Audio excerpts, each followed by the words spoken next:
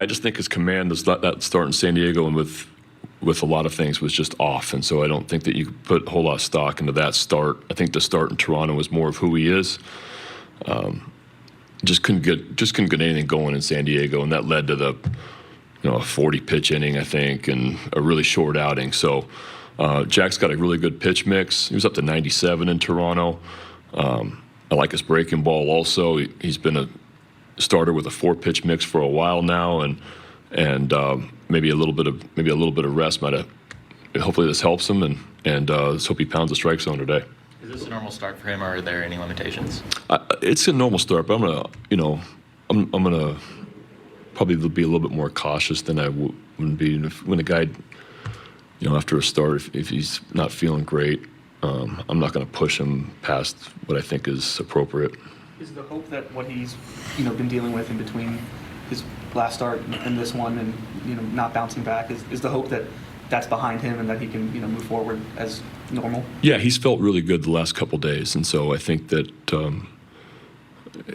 he's ready. He feels ready, and I could tell a couple days ago that there's a lot more confidence in how his arm was feeling and how he's feeling. So,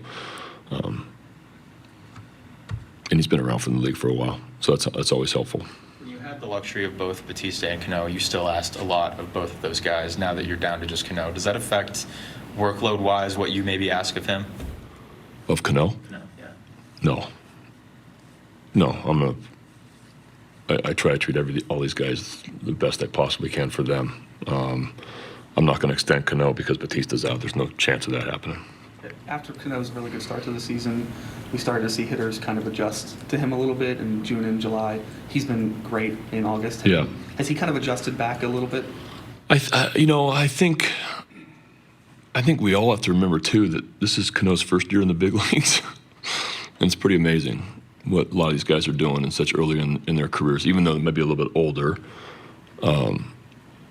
There's a lot of things that go on a nightly basis, and so to be consistent for 6 months, I think is almost impossible. And when you're young and haven't gone through it, I think you're always going to be making adjustments.